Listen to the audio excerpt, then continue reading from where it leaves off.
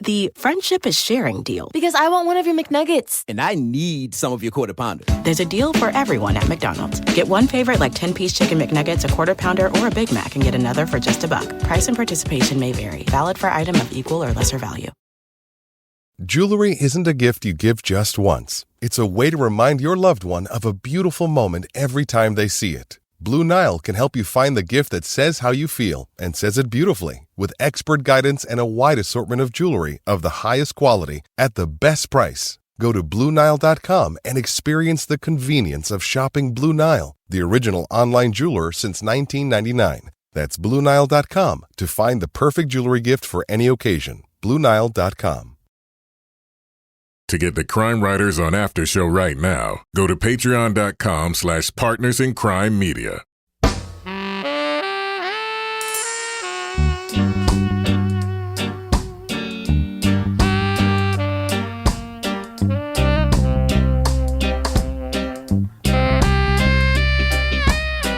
I'm Rebecca Lavoie, and this is Crime Writers On, the original true crime review podcast that digs into true crime, pop culture, other podcasts. And this week, who knew Bachelor number 1 was a serial killer? We'll look at Wondery's dating game killer. Then a review of the Netflix adaptation of the best-selling true crime book, the scripted film called Lost Girls. Joining me to get that done and more is my real-life husband and true crime co-author, former TV journalist, and my quarantine buddy, Kevin Flynn. Hello, Kevin. Hello, Rebecca. Also with us is journalist, true crime author, former defense investigator, licensed private investigator, and our favorite certified cat lady, Laura Bricker. Hello, yeah, I am into cat yoga now. Oh, so I am moving up in the cat yoga. It's a thing at my house now every day. All right. And finally, our captain of woke cynicism, the author behind the noir novels known as the City Trilogy, and our Patreon book club host, Toby Ball. Good evening, Toby. Hello, Rebecca. I just want to get some business quickly out of the way because we have a lot to talk about tonight, including some stuff around what's happening in the world. Mm-hmm. Business. Right now on our Patreon is a brand new episode of Married with Podcast. And also right now on our Facebook page and group, we are doing like 4 times a week live videos with each of us. Tonight, Kevin and I, before we taped the show, hosted a live call-in show via video on our Facebook page and Facebook group. So if you're just looking for some company, either join our Patreon to get our extra content or join us on our Facebook page and group to see our live videos. We're doing them several nights a week. And it's Monday through Thursday. Yeah. At 7 p.m. Yeah. Unless we forget. Yes. So it's going to be Eastern time. Eastern time, yes. So it's going to be me on Monday, Toby on Tuesday, unless he forgets. Yeah. Laura on Wednesday, and then Rebecca on Thursday. Which might also be you because I'm super busy. Yeah. But we did a live call-in show tonight on Thursday, and it was so fun. We talked to several fans and heard how we're doing in this time. And it was really, really fun. So join us on Facebook. Join our Patreon. However you wanted to subscribe there is great. You get tons of extra content. We will make it worth your while. Tonight on our Patreon after show, which drops at the same time as this show, so you can listen to it right now, we're going to be talking a little bit more about how we're all coping with our self-isolation and how we feel about what's happening in the world and sharing some coping tips. But before we start the show, Laura, I have a question for you. How is your son doing? Last week, we heard he had gone to the emergency room and was flown to Boston Children's Hospital. Not flown. Driven. How is he doing right now? He's doing well. Thank you for all the well wishes. And I just want to clarify, this was before we were all isolated in our homes. It was actually like probably the last normal day we had before all the shit hit the fan in the world out there. So he came home on Saturday. He's doing pretty well. He ended up, with 4 broken ribs and a deflated, punctured lung, but he's doing okay. And he was starting to eye some equipment outside about like build a skateboard ramp outside when he came home. And I was like, no fucking way. No. You need to give me like a little bit of time to recover from this episode. So right now we have a little carport. Under the carport is all this wood and a drill. And I'm like, oh no. No. I didn't think he got hit on his head. I know. Sounds I was like he did, oh God. Well, you know what though? I was kind of worried. I was like, oh, this is something he really enjoyed doing. And I thought maybe he wouldn't want to do it again after this, but clearly he's ready to get back out there. So Well, he's got his mom's resilience. That's for damn sure. Yep. How many times were you thrown off a horse, Laura, and then got back on? Many, many times. Yep. And I can point to sections on my body. Actually, I have a section on my leg that's like the nerves got damaged because I hit a truck. A horse ran me into a truck. I can't even feel it anymore. So, and I'm still here. So he's got some of that stubbornness with him. We know Will a little bit. He joins us at our beach house in the summer, usually for a dinner. Yep. And if there ever was a little boy that Laura Bricker deserved to have in her life, that could potentially out-talk his mother, it would be It's Will. Little Will. He's the best. I have to tell you, actually, when we were in the emergency room, one of the nurses came up to me and they said, boy, that boy in there is asking a lot of questions. And he's like really getting very informed about what's happening. I was like, oh, yes, he is. So there you go. Well, we should acknowledge we are taping this show. And Kevin, I know that you don't like it when I do this, but I think right now it's important because of the changing circumstances in the world. We're taping the show on Thursday, March 19th. It's going to come out on Monday. There's an excellent chance that things will be very different even on Monday than they are now because they are changing daily and getting worse. And what we're supposed to be doing, in terms of having contact with people and going outside and all that stuff is changing. It seems by the hour, but it's changing incredibly rapidly. But as we tape this, our state is pretty much shut down. Schools are closed. Colleges are closed. My son's home from GW for the rest of the semester. His girlfriend's home from UNH for the rest of the semester. Kevin's daughter is home from Keene State College the rest of the semester. Teddy's out of school temporarily, in quotes, but very likely for the rest of the year. We are all working from home. Kevin, as you announced last week, you quit your job, so you were going to work home from anyway, but I am now permanently working at home. So I thought I have the house to myself. I know. Everybody's here. Your plan to just hang out in your PJs all day and watch dirty videos has been ruined. Damn it. But I'm just curious to know. I mean, I feel very fortunate. I mean, the four of us, we, have wonderful families, kids, spouses. I think a lot about people who are more isolated. I think a lot about people who are more vulnerable populations. And I think a lot about people who are two parent working households or one parent working households who have little kids who are now going to have to educate them in addition to trying to get their jobs. And there's a lot going on. I just want to briefly check in with each of you and just see how you're doing to kick off the show tonight. Toby, how are you and what is going on with you? So very similar to you. My son is back from college for the semester. He's actually, they're on spring break right now, but he's had meetings. He's TAing a class and trying to figure out how to be a teacher's assistant for distance learning. And using Zoom and stuff like that. And then my daughter also, she's in high school. So I think they're, officially out for 3 weeks, but, they're not going to go back. So she's starting to today was her first day of online classes. So we're all here. We got just an insane amount of food in our refrigerator and freezer. And, we're pretty much doing what they tell you to do. When we go out, we've got on a lot of sort of nature walk type stuff. We're fortunate that there's a lot of trails through woods and along, the bay and we're pretty close to the beach. So there's a lot of places you can walk and just get outside without being close to people. I've been throwing around the football quite a bit with my son and my arm hurts so much right now that I was glad it rained today and I didn't have to do that. So that's sort of the long and short of it on my end. How are you feeling though? Are you scared? I don't know. It just, it's hard to know how to really feel about it. And, in some ways I think it's hard to, how are you realistic about this? Yeah. How can you anticipate what it's going to be like? Because you take a look at sort of what's going on in places where it hit a couple weeks before us and it's not great. No. Yeah. And you try to sort of what if that was going on here? And are we doing things that we need to do to mitigate that situation or alleviate it as much as possible? And at least the answer from my observation is some people, yes, some people definitely not. Yeah. Yeah. It's scary in that it's hard to know what to expect except for, what you see. Right. You hope that that region of Italy isn't suddenly become our entire country. but I guess we'll probably know in a couple of weeks. Might be by Monday when this podcast drops. Laura, how are you doing? You feeling all right? Well, I've been pretty stressed out. I have to say, when all of this came to a head and I realized like this is real and life is really changing really quickly, it was like kind of like, I don't know, my head was spinning because I was like, this is just happening so fast. Like the news cycle is so fast. It's changing so much. And I was still in Boston. I'm lucky, I've been working from home exclusively for the last 4 years. So I was already set up for that. So that part of my schedule hasn't changed. The biggest thing for me is that, most of you already know this. I am a huge extrovert. So I am dying without... Oh my God. The social part of this, I am dying. So I've been working from home, but I have my little routine. Like I go to the coffee shop every morning. I go to my yoga class. I go to the gym. I go rage walking with my friends.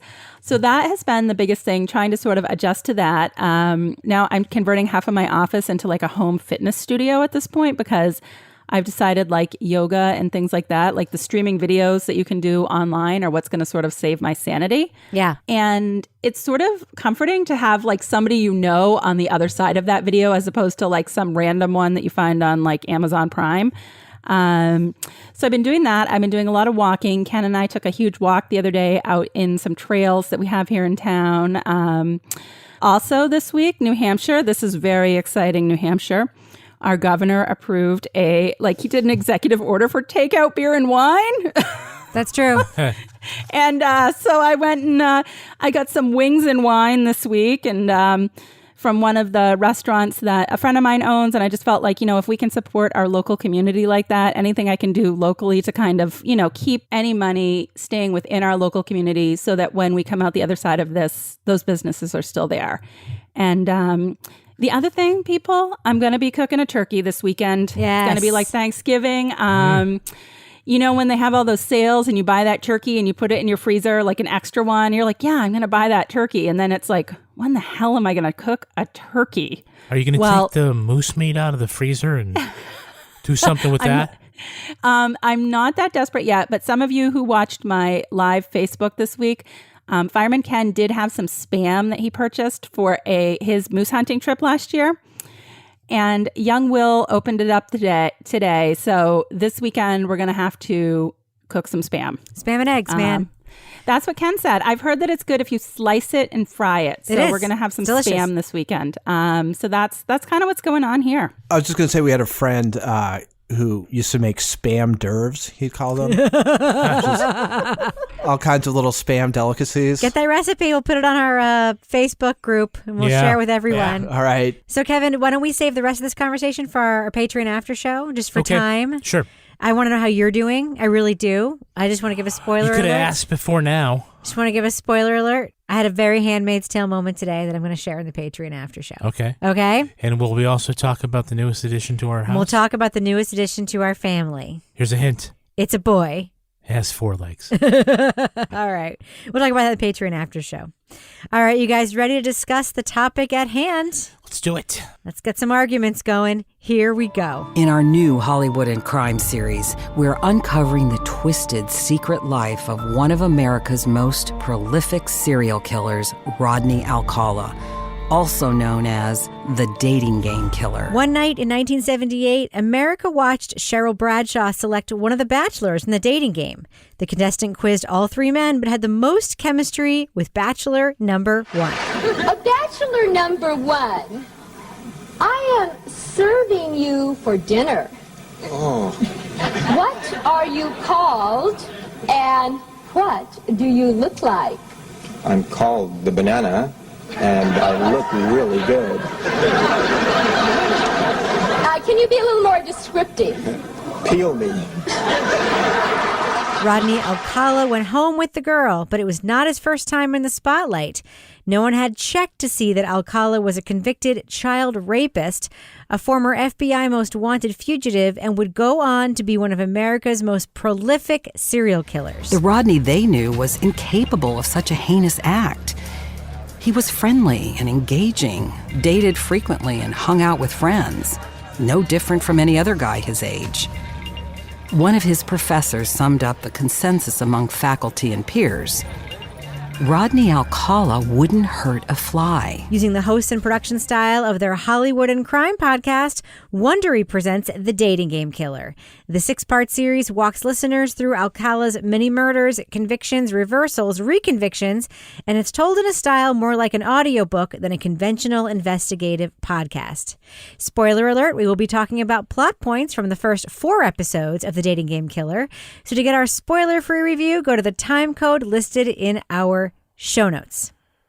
Now, Kevin, let's talk about the format. I actually think a lot of our conversation is going to be about format and style as opposed to case and substance. I hope it isn't. Okay, but let's talk about the format because it is different than most of the things we've ever reviewed on this show. That's true. It's different than things that we've listened to on the podcast. This is the format of the show Hollywood and Crime. And it's a docudrama, so their style is not like an investigative podcast. They're not doing interviews. There's not a lot of archival tape. In this case, they do have the dating game show audio from the telecast. Which they paid for, I hope. Well, it's on YouTube, so I'm sure they did. I mean, it's Wondery, man. They got money. And so I don't want to knock the content for this style because it's something we're unfamiliar with. But it is set up more like, you're right, like an audio book than it is a conventional podcast. They are trying to tell a story, and they're trying to do it in a very narrative way. So things that we would ding other podcasts for, I don't know if we can ding them here. They use sound effects. I mean, that's the conceit. They're not putting sound effects in a journalistic piece. Right. Once I kind of got over that, and that, okay, this is the way this series has gone and this style of podcast, I could focus more on what was happening. Toby, your notes start with a question. Is this really a podcast? What did you mean by that? I think we have certain expectations, or at least I do, about what a podcast is, especially a true crime podcast. And, they don't all have to be the same, but there are certain things. Like there's a couple different kinds. Like there's kind of like ours, True Crime Obsessed, and there's a ton of them where it's people kind of talking about crimes. A panel. Yeah, it's a panel. So it's a conversation. And then there's more journalistic stuff, or even stuff that isn't like sort of investigative journalism, but is sort of trying to build a story with, archival footage and interviews with people who are there and things like that. And I think what they both have is sort of a level of specificity of detail. Even ones that we don't really like seem to try and really get into the details of what's happening. Like it's not like generality after generality after generality. And, a thing that I had a hard time with this podcast, and part of it is the format, which is just that they're just sort of reading this. It feels like a synopsis of a book, maybe. The kind of synopses you sometimes have to write for publishers that are like 25 pages, where it's, and then this happened, and then this happened, and then this happened, but you don't do any characterization or anything like that. It kind of feels like that. Because there's nothing really specific. It's just all this sort of, this happens and she was thinking this and then this happened or whatever. But you never get much in the way of details, I guess. And that's what usually in podcasts seems to draw people into the story. So I guess that's kind of what I meant. It's not just the format of them just reading. It's just missing all the things that kind of feel to me make podcasts different from audiobooks. Yeah. And this seems like an audiobook of somebody reading like a pretty detailed book proposal rather than an actual book. Yeah. Thoughts, Laura? It's like a Harlequin romance true crime book being read aloud. That's all I could think, because like the writing to me bothered me so much in this because it was so fucking cheesy. Like just the way that they described things and read them, I was like, oh God, this is awful. Donald Haynes glanced down at his watch as he did every few minutes. It was a little after 8 a.m. on Wednesday, September 25th, 1968. He sighed as he looked through the windshield at the traffic inching forward on Sunset Boulevard.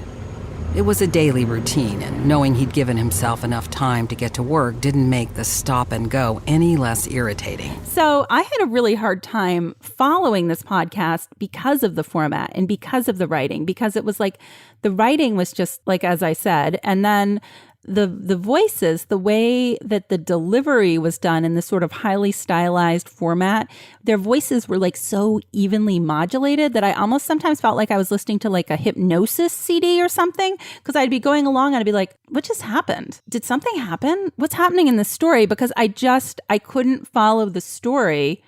And it was unfortunate because I think this is an interesting story and I think this is a really interesting case, but just the delivery for me was just so like bland that I just couldn't follow along. And I actually had to go online to kind of figure out what was happening because I was like, I don't know what just happened, but something. I do think that a lot of your confusion was probably around the time jumps. Yes. That they make in the show. It goes forward and back and forward and back and forward and back and back and back and forward and forward and back and back. And the use of tenses changes frequently in the podcast. It's past tense, present tense in the scene, past tense. She did this, she did this, she did this. Shifting narrator. Yeah, and then like, she's here, she thinks, she does. It's confusing. Kevin, what were you going to say?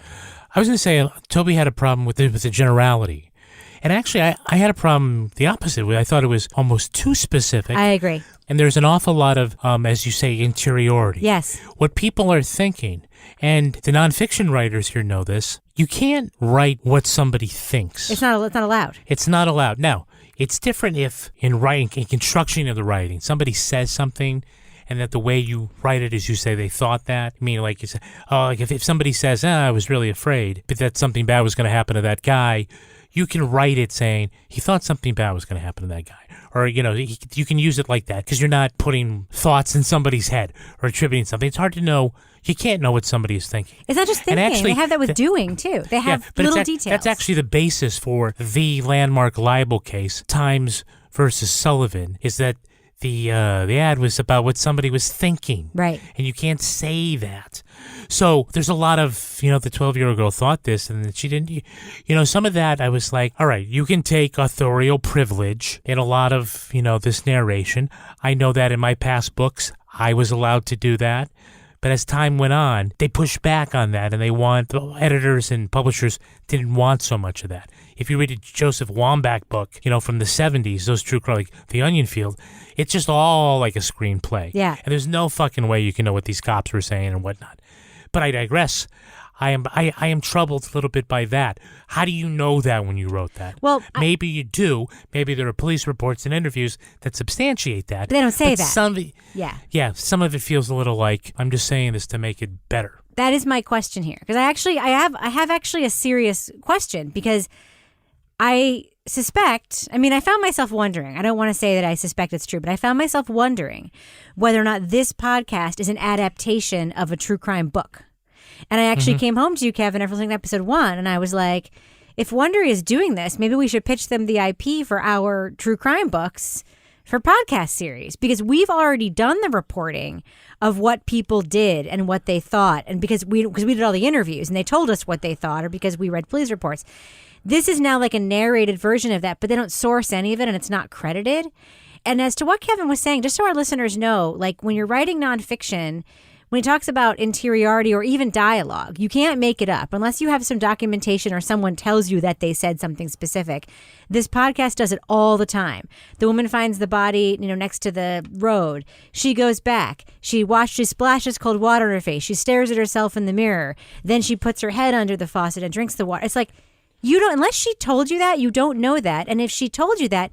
But those are facts that could be substantiated at trial. Right. If that was her testimony. It could be. Those could be someplace. But that's not sourced. In the podcast, it's not sourced anywhere. But it's a docudrama, so it doesn't need to be. Well, I have a second, but I just wanted to give an example. Okay, yeah. Because you and I wrote a scene with a ton of interiority in our book, Dark Heart. And I don't remember if it ended up in the book or not. I apologize if I've read it in a long time. But we had this one incredible piece of written basically testimony, which was Lizzie Mary, the victim in that case, wrote a detailed Facebook post when she got home one night after driving from school to her aunt and uncle's house, where she said, I was driving home. It was dark. I was scared. I saw this. I saw that. And then when I drove up to the house, I saw this thing looming in the darkness, and I thought this and I saw that. And so we wrote a scene, and it was like, she thought this, she saw that, and the editor was like, you can't know that. And I was like, aha. I actually can, because she actually wrote it down. That is so rare. It just doesn't happen. So even if this was based on a book, like the sourcing of it, I would ask questions about. I mean, I would. All that being said, I do disagree with the three of you in one thing. I actually found this sort of trashy entertaining. I'm sorry, I did. You found it trashy entertaining too? I don't think you have it's confession face on. I don't think it's that bad, but go ahead. Oh my God. Toby was like, I thought this is worse than the thing we listened to last week. I didn't like it. I don't know. I mean, I don't think it's good. Like, I can't tell people it's good, but I'm also like not hating it. It's just trashy. Toby, what do you think when you hear me say that I found it trashy entertaining? Does it make you not want to be friends with me anymore? I don't judge.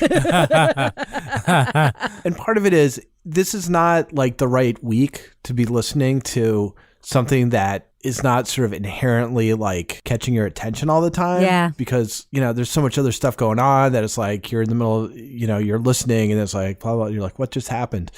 Yeah, I mean, I think, and you guys put your finger on something that I think was bugging me, and I think I might have put a note like, how do they know this? In that they're kind of specific about things that you wonder how they knew, and then they're not specific about stuff that would have been super easy to find out if they wanted to, and they wouldn't have to source. Like what? Oh, just about anything, just for instance, when they talk about like when Rodney is on the dating game and he gets kind of stood up by that woman, and they kind of have this little like, well, she thought he was kind of creepy backstage, and that could be, in the hands of somebody else, that can be insightful, that can be an insight into what somebody thought about him when she was actually confronted with the idea of like spending some time with him, like an adult woman. Like, I don't know if there's more information about that, but it seems like there would be. Yeah. So it's just things like that where it seemed like, well, you probably could have gotten something out of that, or you could have gotten something a little more out of the dating game tape, except for this tiny little bit of banter between the two of them. It's like literally the only thing you have in his voice. And he must have had more answers than like the one or two that you hear. Peel me. I did watch it on YouTube. Isn't it and we weird? hear it 3 different times. Yeah, isn't it weird that they do that scene 3 times? It's the only tape that they have. But they have the scene setting up the first episode, and then in episode 4, they just describe the thing you already heard in episode 1, like to the minute. It's so weird. And I went and checked to see if I'd like accidentally hit episode 1. And I was like, no, this is actually, I was like, what the hell's going on? It's the same with less tape, yeah. I don't know. It seemed really, there wasn't a whole lot there. I mean, maybe the story's good. If it is, like, I was not picking up on it. It's like white noise, Toby, that you put on at night when you're trying to relax. Yeah, I think that's right. Laura, quick question. Were you surprised at the surprise New Hampshire connection in this story? I was kind of excited. Yeah. So this summer camp, I'm like, first of all, I was excited to hear the child molester was actually a camp counselor at a summer camp for girls in New Hampshire. You're excited. Up in George's Mills. Near us. George's Mills. It's really near us. I know. And is that exit 12? It's like it's like exit 11, 14, exit 12. Up near New London. So you passed it on the way to the driver's ed, or we had to take Teddy 3 times to get his driver's license. Yeah. Well, I used to pass it when I was coming back to college from Vermont, because I had a friend that I'd usually pick up on the way back that wanted, a ride back to school. And that was like our back way that we would go before we got back on the highway. But there's like nothing there. So, Oh, Laura, you're wrong. There is an incredible antique store there. That's the only thing, though. And a post office. Maybe I'll take a road trip since, there's not much else we're going to be able to do besides drive around and look at stuff for a while. So, maybe I'll drive up there. I just was like... No, you're not going to be able to drive anywhere in like 2 days, Laura. Kill that. Cross it off your list. Tell me that. Oh, my God. Okay. All right. Well, we didn't talk a whole lot about... When you say 2 days, is it 2 days from now or 2 days from when this drops? I have a strong suspicion. Now, if this drops Monday and I'm wrong, I'll be grateful, so I don't mind making the guess. I have a strong suspicion by the time this podcast drops, we're going to be in a very different place than we are right now. That's just my suspicion, so I'm just going to make that. Oh, way to go out on a limb. Thanks, Rebecca. Things are going to be different. No, they're going to be, I think, a lot different. That's just my guess. We'll talk about it more in the after show. Save it, guys. Okay. Let's do what we do. Let's let our listeners know. This is the daily, Rebecca. Let's let our listeners... People want to go and listen to something else. Let's let our listeners know. By the way... How are people at home looking for things to listen to going to know what to listen to? This podcast, that's how. This podcast. Yeah. Laura Bricker. Or what not to listen to. Thumbs up or thumbs down for the dating game killer from Wondery, Laura Bricker. What do you think? I'm going to go with thumbs down. I just, honestly, I can't even tell you what I listened to except for a couple clips that I remember, because I couldn't follow this. So you know what? I know we're desperate for things to watch and listen to at this time, but you know what? Unless you're super desperate, skip this. Unless you want to play it at night before you're going to sleep to kind of help you zone out a little bit. Toby Ball, what about you? Thumbs up or thumbs down for the dating game killer from Wondery? Yeah, I'm a thumbs down too. I guess I just didn't get it, but I was just listening to it. I'm like, what's going on here? Why am I listening to this? Like, it feels like the equivalent of a Wikipedia entry in some ways. So, sorry, thumbs down. Kevin, what about you? I'm a thumbs up, a tepid thumbs up. I'm not a thumbs way up. Wow. I thought that overall I liked the story. It's not a criminal case that I knew anything about, so I was open to it. Once I got over what the format was, and I was no longer distracted by that, the fact that it doesn't sound like other things that we normally listen to, I could put that aside and just listen to the writing and the performances and the other elements, and it's okay. It's not stay at home and ignore everything else so you can listen to this podcast. But I thought, yeah, all right, it's okay. God, I have such mixed feelings because, like, the journalist side of me and the true crime writer in me is like, no. Laura and Toby are not wrong. They're not wrong, Yeah, and we're not wrong to say that like everything in this podcast wouldn't be allowed. They think we're wrong in a book, right? We're not wrong. So I'm just something I've never done before. Okay, I have not done enough research to be able to like pass judgment on this, like with facts. So I'm just going to say this. Yeah. Who needs facts? All right. So Jeez. Why are you setting the bar so high? If this is actually a podcast retelling of a well-reported true crime book, like say they adapted material that was existing, that was well-reported and sourced, and this is the drama treatment of it, I give it a thumbs up. I found it like entertaining, sort of trashy fun. If this is just a script that somebody wrote with some information and it's not based on the solid reporting of someone else, or it's based on that but they added a bunch of crap, it's a thumbs down. So because I don't have any proof that it's the former, I'm going to have to go thumbs down, even though there were times that I found myself guilty pleasure enjoying this podcast. So this is not for me like the thumbs down where I just want to rant for 20 minutes. This is a thumbs down where like I don't know how this sausage was made. I'm not going to assume it was made well, so I got to give it a thumbs down. I could be persuaded to change my mind if they credited great sources and had all the documentation for how it was done online, sort of like Dan Carlin's Hardcore History. You know what I mean? Oh, yeah. So for me, thumbs down for now, even though I kind of guilty pleasure liked it. The friendship is sharing deal. Because I want one of your McNuggets. And I need some of your Quarter Pounder. There's a deal for everyone at McDonald's. Get one favorite like 10-piece chicken McNuggets, a Quarter Pounder, or a Big Mac, and get another for just $1. Price and participation may vary. Valid for item of equal or lesser value. When you're ready to pop the question, the last thing you want to do is second-guess the ring. At BlueNile.com, you can design a one-of-a-kind ring with the ease and convenience of shopping online. Choose your diamond and setting. When you find the one, you'll get it delivered right to your door. Go to BlueNile.com and use promo code WELCOME to get $50 off your purchase of $500 or more. That's code WELCOME at BlueNile.com for $50 off your purchase. BlueNile.com, code WELCOME.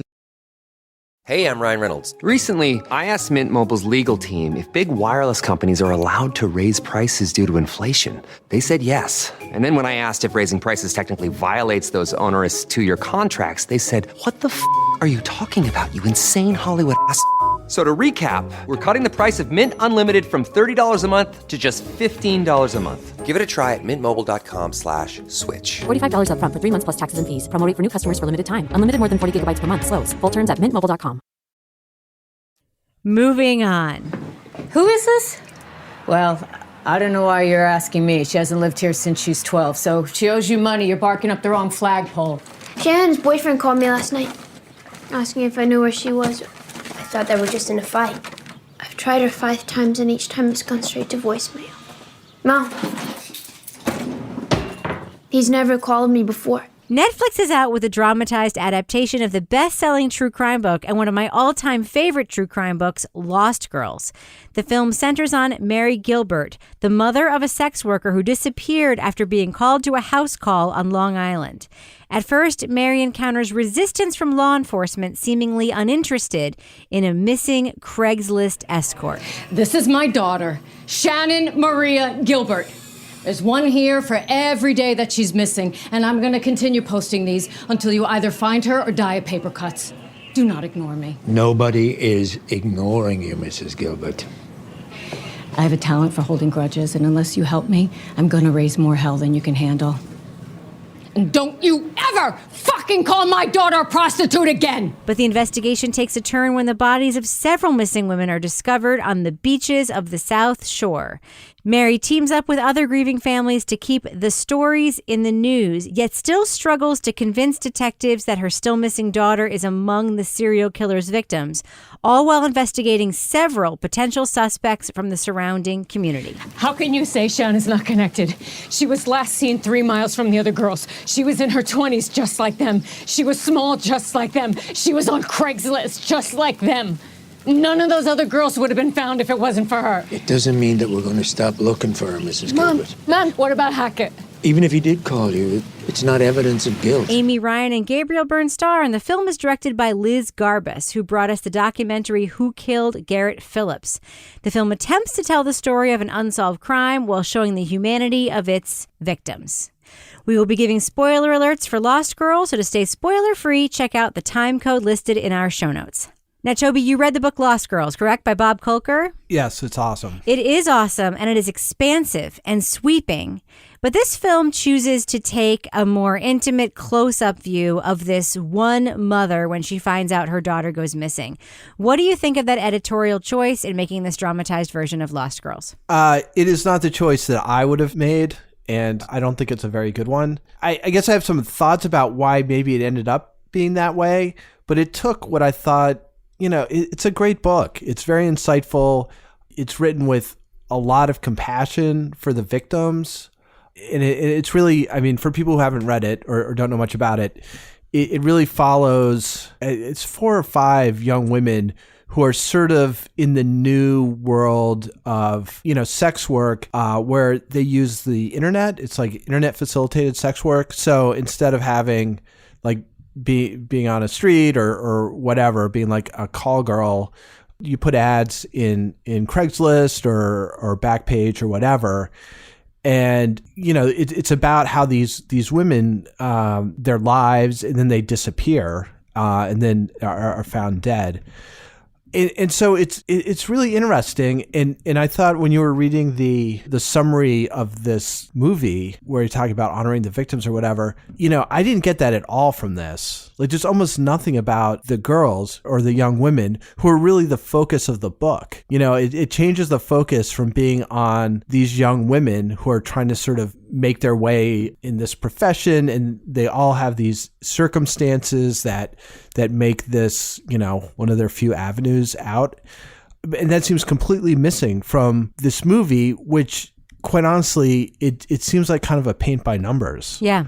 And there's almost nothing from the book that makes it into the movie, except for a few details about the mother and this group of other mothers and relatives who meet to look into it. But a lot, even the sort of sketchy guys who hang out in that little beach town are really interesting characters and sort of have an air of the sinister about them in the book that they really don't in the movie. And I couldn't figure out why they didn't spend more time with that. I was super disappointed, and I'm sort of at a loss as to why it ended up the way it did, given the source material. It's interesting that you should mention the location, Toby, and the people who live there, because to me, you know, as somebody from Long Island, the fact that these crimes took place in and around the Gilgo Beach area is one of the most interesting things about them.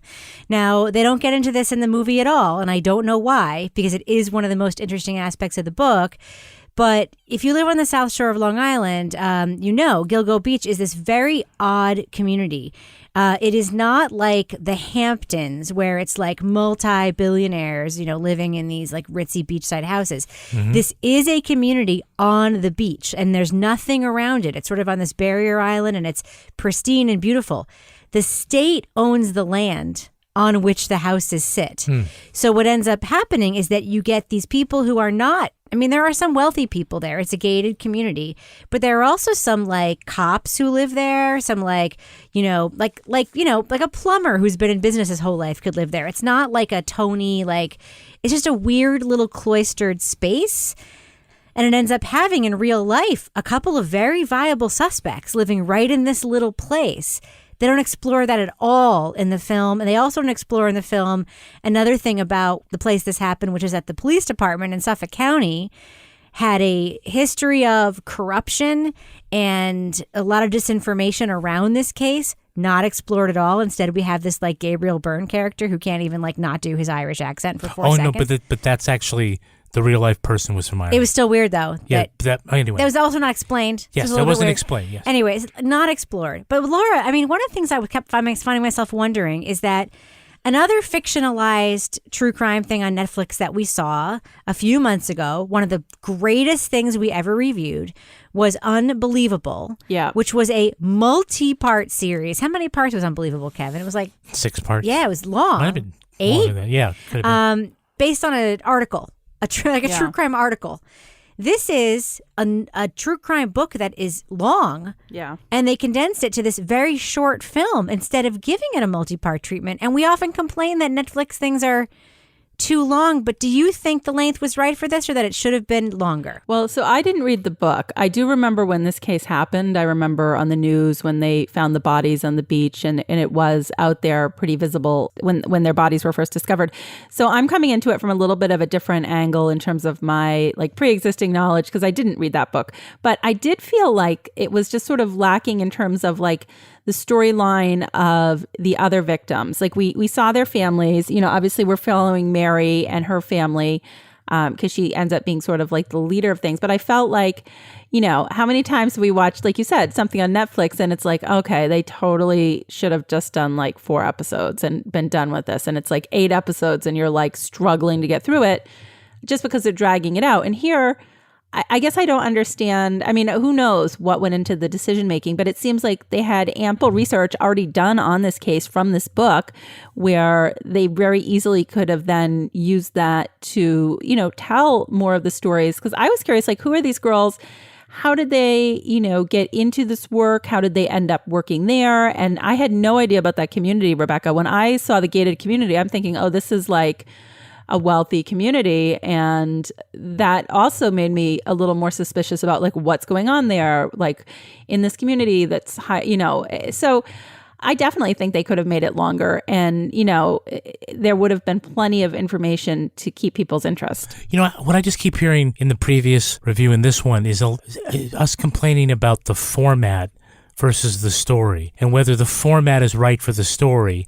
Whether as opposed to whether this is a good story for that format. What do you think? Is the story? Well, I mean, I don't. You don't know anything about the book. What do you think of this movie? Well, I can tell you what I think about the movie, but I'm not going to give it thumbs down because it's not a 6-part series on Netflix. Yeah, you know what I'm saying? No, I don't get it. I don't think that that's a fair criticism. But if you read the book, I think you feel differently about this movie than I'm you sure didn't there's read the greater book. source material. Yeah, but the selection was to go with a dramatized version of it, of one tiny part of it.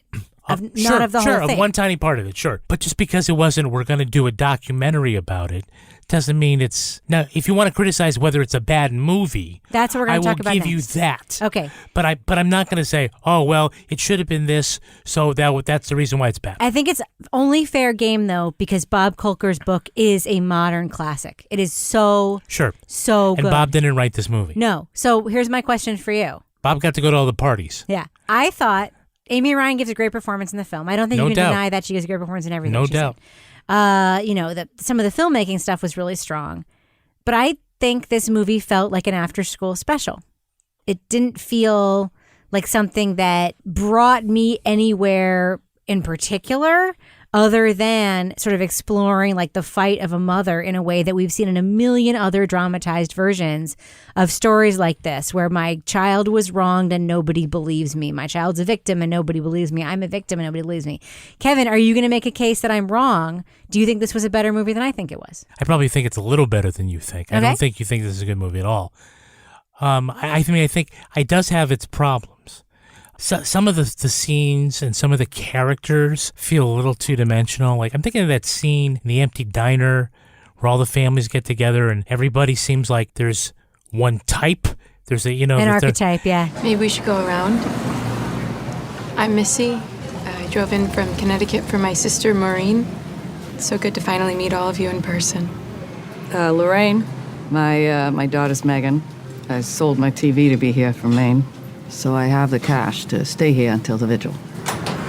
Sorry I'm late, y'all. We were just going around introducing ourselves, where we're from, who we've lost. Okay, Kim, North Carolina. I like Rocky Road ice cream and long walks on the beach, and my sister was Amber. And again, I'm the tough old broad. I didn't read the book. I know you guys did. I don't know if that scene actually occurred. And, you give dramatic license in a docudrama like this for those kinds of scenes. But I just kind of felt like it just seemed a little too convenient and that everybody was just sort of a different color in the crayon box. You get one of everybody in this salad of sanguineness. And then, the sister who's like, oh, I'm going to go out and I'm going to turn tricks too because it's all my life is. It just felt like, were these people in real life? Because then you can say, well, okay, sure, then I guess that makes sense. But some of it seems, it's kind of the, if it didn't happen, you wouldn't believe it kind of thing. Yeah. The sister ends up killing the mother later. Yeah. I'm not talking about. Oh, sorry. I'm not talking about Mari's daughter. Yeah, I'm talking about okay. the sister, one of the victims. Yeah. Remember, she storms out of the motel. Yeah. Never mind. She's going to go. Yeah. Yeah, and she does go. Like in the book, that is an issue. Is that she does go back. Yeah. Then that's not a bad way of telling that note. Yeah. To get it in, but I think probably trying to do too much, with the story.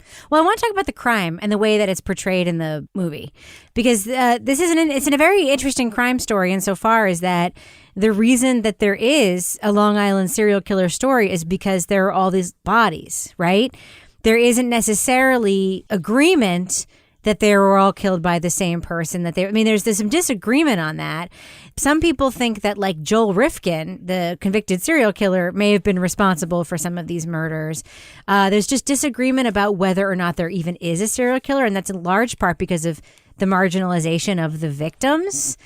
But Toby, one of the things that I'm curious about is that Shannon, who is the victim that they choose to sort of focus on in this movie, there is stuff that is known about what happened to her that night, insofar as that she did have like a series of phone calls with her driver and stuff.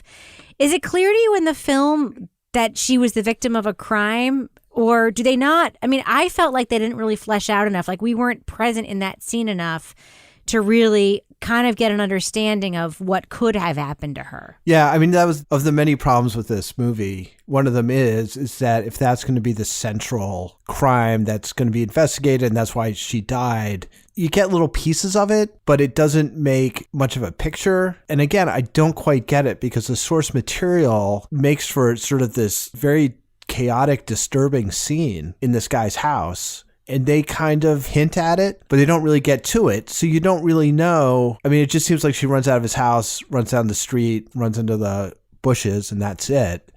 And that's not really what had happened.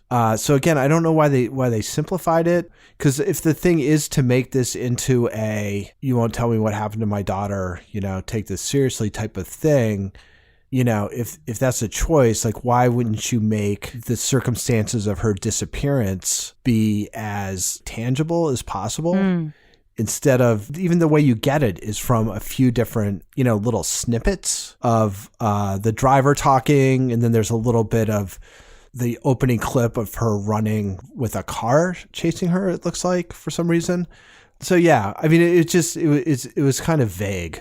You didn't have to call this movie Lost Girls. I mean, you didn't have to associate it with that book. It seemed like kind of a paint by numbers thing, and you threw in a few names and a couple of situations, but otherwise you didn't have to use Lost Girls to come up with this movie. I think it just did Hollywood and crime.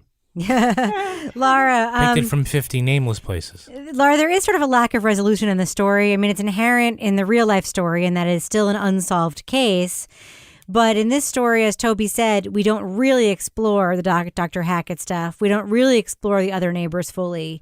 We don't really explore, the stories of the other girls. Do you find that lack of resolution of any of the threads dissatisfying? Yes.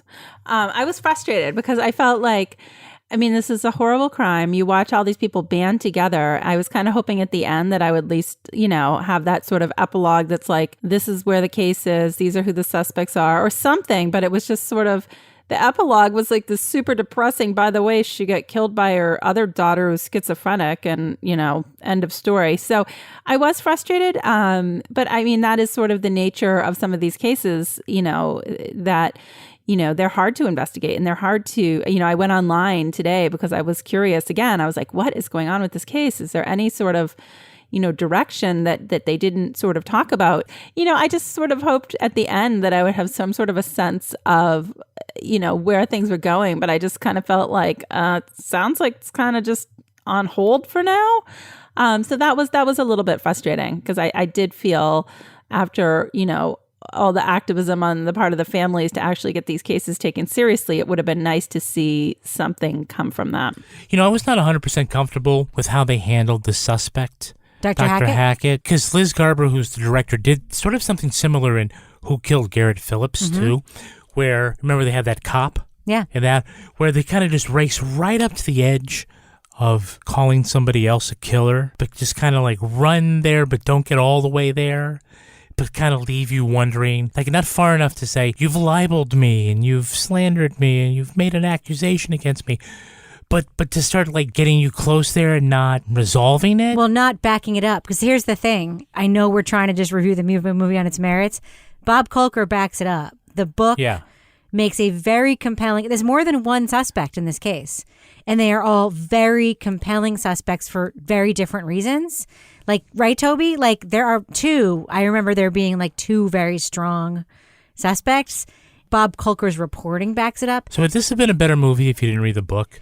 I think and then wonder about the book. I for think 2.5 this would have been hours? a better movie if it were given. So, because like I hadn't read the Unbelievable article for years, and that dramatization was great because they gave all of the pieces of the reporting the service that they needed dramatically to sort of understand. And you sort of had the sense, even if you hadn't read the article, like you understood why the police did this, why this person was in the frame and this and that. And this didn't do it the same service that the real life journalism did. And I don't think that you don't have to read the book. The comment you just made is an illustration that she went up to the line and, put him in the frame. That's an illustration that it's just not a well-made thing. You don't have to have not read the book or not to know that. You just knew it. You know what I mean? Mm-hmm. And just even sticking with that, if he's like the big suspect, the big showdown with him lasts about 30 seconds. Yeah. You're building up to this big moment where the mother of the victim and the person she thinks is probably the perpetrator, like the big showdown, and it's like 30 seconds. And he puts his hand on her shoulder, which is kind of creepy. But that's it. Yeah. I mean, her daughter was in his house. He admits that. Again, like, I hate to keep going back to the book. There's so much about him that is so sketchy in the book that would have been so easy to just put into this movie. Yep. And they just don't do it. Yeah. They don't do it. I don't understand why. Yeah. Strange choices. All right. Well, let's do what we do. Let's let our listeners know, if they haven't yet, should they check out Lost Girls on Netflix? This is a dramatic film adapted from Bob Kolker's all-time great true crime book, which if you have not read, I cannot recommend highly enough, and neither can Toby. Laura Bricker, I'm going to start with you. Thumbs up or thumbs down for Lost Girls? Well, so I didn't read the book. So I went into this blind. I knew a little bit about the case from just watching general like cable news when the bodies were discovered. So I actually liked it. I mean, there was things that were frustrating to me about the ending and some of the things that happened throughout. But overall, I mean, it was like what? It was like an hour and a half long. So it was definitely something that, I watched and I was like, okay, yeah, there's some stuff that I did want to know some additional information. I think if I had read the book, it sounds like from the discussion of Rebecca and Toby, I would have not liked this. But I actually liked it. Toby Ball, what about you? I didn't like it at all. I think even if I had not read the book, it just seemed kind of run of the mill. So, yeah, but just read the book. The book is so good. You can listen to. We had a great discussion about it on the deep dive, so you can listen to that too. It's not the worst thing ever made, but it's just a huge missed opportunity. And it just kind of seems like sort of dime a dozen. Kevin Flynn. I'm with Laura. I'm a thumbs up. Not a big thumbs up, but I think that I can't sit here and say I was asked to review Chicken, and I'm going to say it's too bad it wasn't steak. Yeah. We were asked to review a movie, and so I'm not bogged down by the book.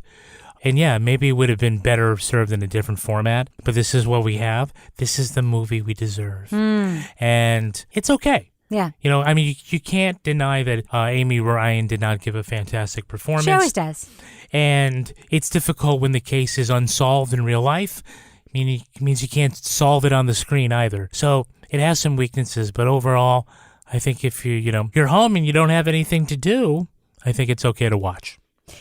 Yeah, I really hate to do this because I don't want Bob Kolker to know I said it because I love him so much.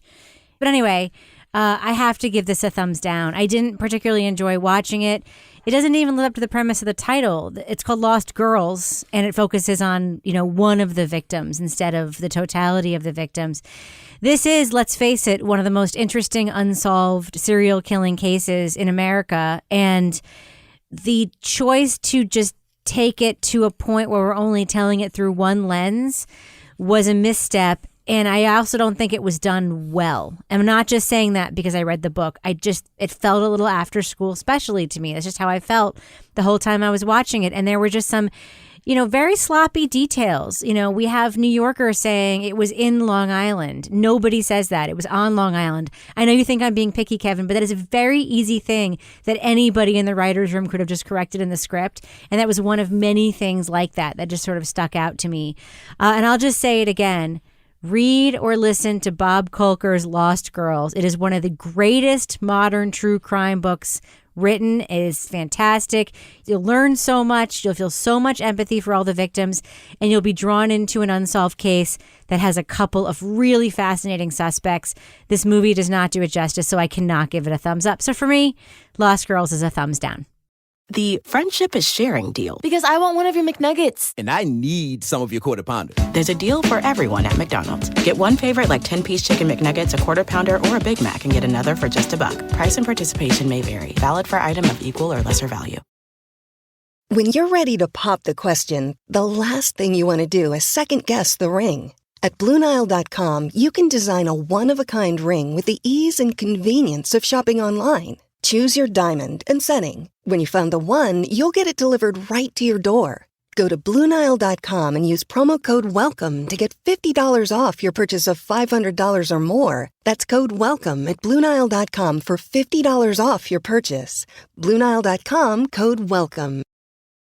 Hey, I'm Ryan Reynolds. Recently, I asked Mint Mobile's legal team if big wireless companies are allowed to raise prices due to inflation. They said yes. And then when I asked if raising prices technically violates those onerous 2-year contracts, they said, "What the f*** are you talking about, you insane Hollywood ass?"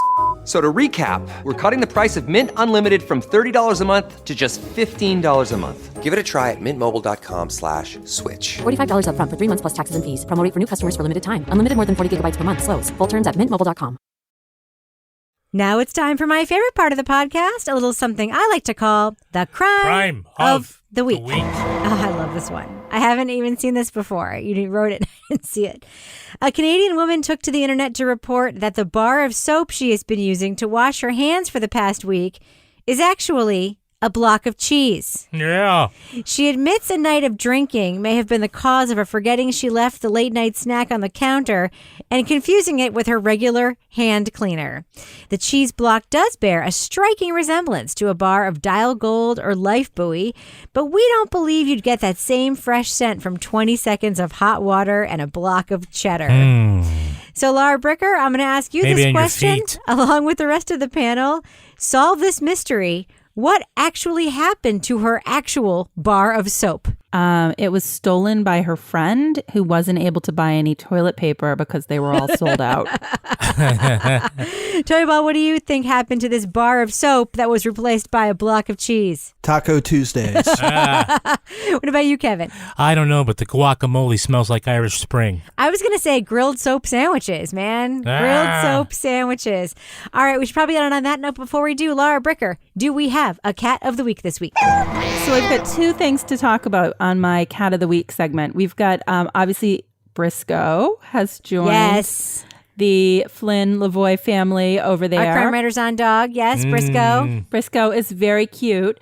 Oh, no, he's not very cute, Laura. He's the cutest dog that's ever been dogged. Okay, he's the cutest dog ever, and I don't even like dogs.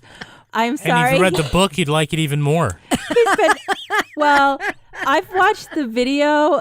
I'm sorry, he's been overshadowed because I can't stop watching the video of Arnold Schwarzenegger with the donkey and the mini horse. Yes. Lulu and Whiskey. I am giving a shout out because you know what? We all need something in this time, which is very uncertain and stressful. It's kind of entertaining to take our mind off everything. And this video, if you haven't seen it yet, Arnold Schwarzenegger has brought Lulu and Whiskey, the mini horse and the donkey, inside his house as he's talking about social distancing. And he says they just had their vegan food. And aren't we having a good time? Vegan food. Yeah. Aren't we having a good time eating here together?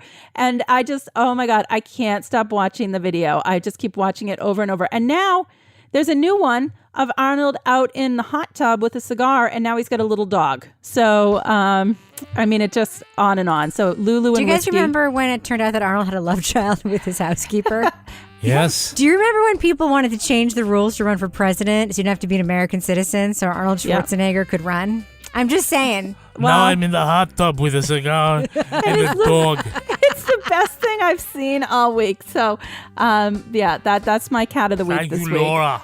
Obviously, I will be out there with my dog doing push-ups. Obviously, Laura hasn't seen the video of the dog singing along to the Law and Order song yet. No. All right, Laura Bricker, if folks want to send you their nominations for Cat of the Week, especially if they're dogs, how can they find you on Twitter? At Laura Bricker. And Toby Ball, folks want to reach out to you and see the amazing videos that you post of fans dancing at basketball games. How can they find you on Twitter? At TobyBallNH. And Kevin Flynn, if folks want to reach out to you and say, thank you, Kevin Flynn, for allowing your wife to fill the dog-shaped hole in her heart and getting Briscoe the puppy. How can they find you on Twitter? I'm at Kevin P. Flynn. And if you want to follow me on Twitter or Instagram, you can find me at Reb Lavoie. You can also follow the show on Twitter at Crime Writers On. And I encourage you to join our community on Facebook on our official Crime Writers On Facebook discussion group. We also have a regular old Facebook page, and you can watch our live videos there as well. Support the show on patreon.com/Partners in Crime Media. You'll get the Crime Writers On After Show right now. Plus, Married with Podcast, Toby Ball's Deep Dive Book Club podcast, and Laura Bricker's Leave It to Bricker podcast. Our theme song was performed by the New York Ska Jazz Ensemble and used with permission. Our line editor is the very handsome and newly bearded Henry Lavoie. Our social media and newsletter maven is fellow Taco Bell stan Meredith Plunkett. This show was recorded in the Yoga Loft above the Bodega in Bay St. Louis, Mississippi studio, otherwise known as Studio C, the closet in our New Hampshire basement, where we only pretend we've won a pair of jet skis and an all-expense-paid trip to Puerto Vallarta. On behalf of all the crime writers, thanks so much for listening. We will catch you later. Feel free to cut that entire thing out, Henry, for the love of God. Do not include that. There will be legal action taken. He's here, by the way, and he has a beard. It's so fucking weird. There's going to be a lot of people with beards I know. coming up. He came home from college with a beard. It's like my little boy turned into a oily bohunk. Lumberjack. Mayor Pete has a beard now. It's freaking me out. Yeah, well, he has nothing else to do. All right, here we go.